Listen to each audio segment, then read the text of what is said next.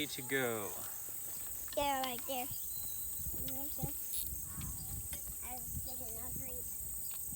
I need to go get a How about you go right back down where Mommy was a moment ago?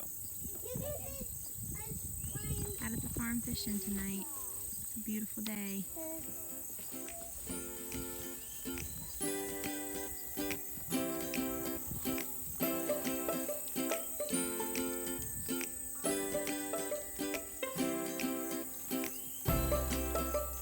Curly Top, how many fish have you caught yet?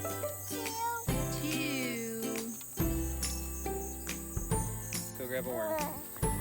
Bring me up the box of worms. These ones are little ones. Big ones. That one, I got it.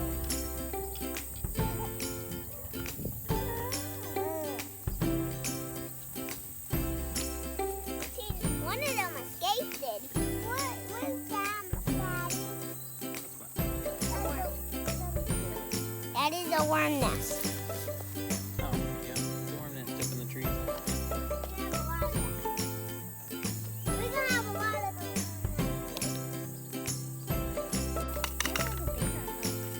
Yeah.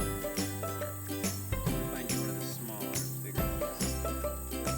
Because your fish keep swallowing your hooks. On these hooks. Yeah, really. Lost 2 hooks. Did you catch anything? Catch anything, Sunshine? What's this? That's, I can use that to cut fish line. Let me see. Ow. Now, and watch how I'm tying this line. I'm not a fisherman. You just use the sharp part? Mm-hmm. Cut the line.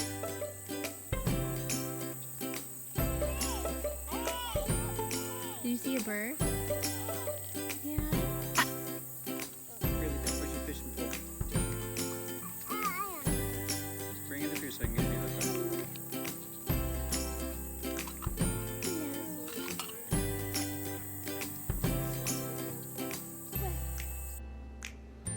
Okay, so I lied last week on last week's video because I said that this week you would get to see the finished product of the shelf. But that did not happen this week. No, it was a really busy week. A lot of other fun stuff that happened, but no like projects got done this past week. So hopefully that'll get done this next week. And we did get some of it done this past week, but those video clips will just end up on next week's video, hopefully with the finished product. Yes. Hopefully. Yes. We'll see. But this past week we did get to take the kids up to the farm and we did some fishing, and Curly Top caught Two bluegill. Yeah, 2 fish, and it was just a lot of fun. It was a really relaxing, fun family evening. So I'm glad we got to do that. Little man's actually beginning to get a little bit jealous because he has yet to actually pull a fish in, and Curly Top has now pulled in 3. Yeah. And actually had a 4th, a bass that she pulled in. It was a decent sized bass too, that she was reeling in with her little princess fishing pole, and got it all the way up to the bank, and then it got off the hook and got away. Yeah. And so that one gets to be one of those fish stories of the fish that got away. Yep. So tonight what we're going to do is we're going to tell you guys about why we're moving into a camper. For those of you all watching that are not family or not friends, and are kind of like, Or don't follow the blog. Or don't follow the blog, yeah. Then like, why is our family with 4 young kids moving into a camper? So we're going to tell you a little bit of a story, of our story, this evening. So, go ahead and start. Okay. So it has been a dream of mine since before Whitney and I even got married to be able to have my own farm. And it's kind of evolved, the idea of it, because growing up I was involved with more of what you would consider conventional agriculture, large corn, bean, just very large fields with Large scale. large scale, big tractors, lots of that kind of stuff going on.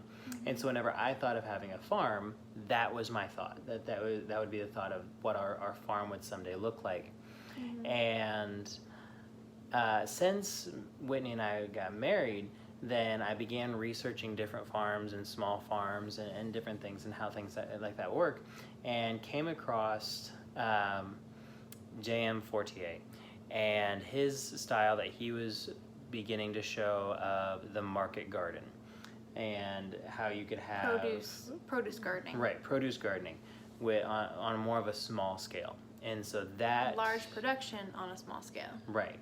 So that kind of became the new vision, that we were going to try to find not as big a piece of land, but still be able to grow the sort of vegetables and produce that we would enjoy eating, but that we could also potentially sell and make a profit on it and begin to have a self-sustaining farm. It would allow me to stop working my regular job, my construction job, and also help us to be able to start focusing on some ministry things as well, as being able to... We want our farm to not just be able to sustain us as a family, but be able to spread out further in ministry and evangelizing and stuff like that. And that'll probably be something we talk about on another video. We're not going to talk about that tonight. It's a story in and of itself. Right. So we will definitely do another video on that side of it. Right. So that all that kind of leads up to the buying of the property. Now we have a little over 10 acres, about 10.5 acres that we purchased, and it's a really nice piece of property. It's an amazing answer to prayer, and there were some very specific things that we were praying for the property that we would get. We wanted some woods for Whitney, because Whitney has to have woods.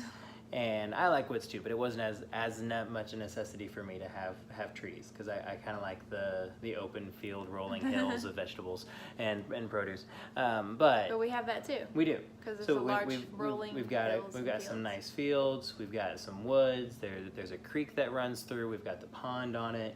It already had a barn on it. So there was a lot of things that we had specifically prayed for that God allowed us to have in this piece of property.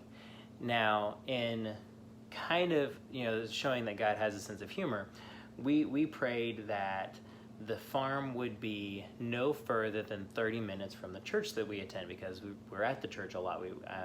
I work at the church, and so we're there a lot. There's a lot of ministry things that we do there. And the farm is exactly 30 minutes from the church where we attend and where I work. And so, and we live pretty close to the church right now.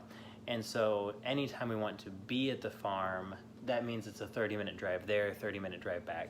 Right. And to be there and work and try to get things done there, it's very difficult right now with our current schedule to make the time to get out there even just once a week is hard sometimes. And then our plan is there is no house on there yet.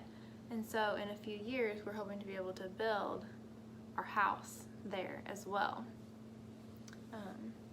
So that's where the camper comes in. We want to be able to get on the property sooner than later. And we don't want to have to wait like 2 years to be out there on the property by the time the house is built or whatever. And so the goal right now is to go ahead and get a couple things on there, get water, get some form of electric. We're tossing around the idea of solar, maybe going a little off-grid and doing some solar with the camper. That is kind of in the air, so we may or may not do that.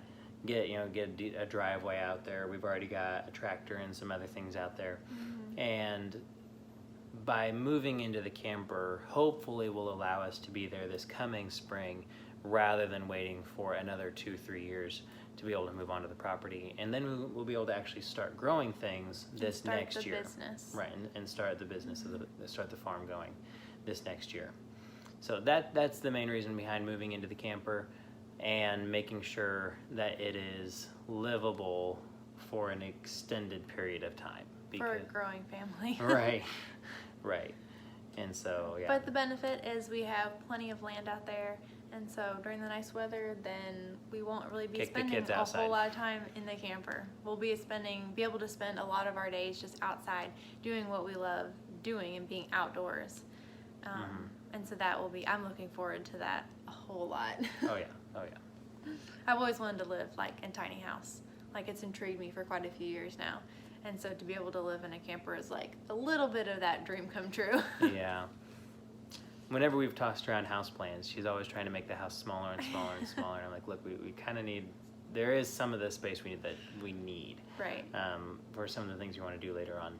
And so I think this is allowing Whitney to live out that bit of a dream of living in a tiny house Right. For a little while. for a little while. I'll probably be happy to move out though by the time it's said and done. By the time we it's- have our house built, I'll be ready to get out. So hopefully that explains things. In case you hadn't caught on yet, we are a growing family. We have 4 children. For the vlog sake, we're calling them Little Man, Curly Top, Sunshine, and Baby. And as we mentioned in one of the previous videos through the comments, once Baby develops a little more of a personality, we may put up a poll and let you guys vote and pick a new name for Baby to go by. That should be fun. But if you got any more questions, anything else with the projects that you want to see, let us know. Mention it in the comments, and we will do our best to get back with you on it. Anything else you wanted to talk about tonight? I think that's it. You all have a nice evening. All See you right. next week. See ya.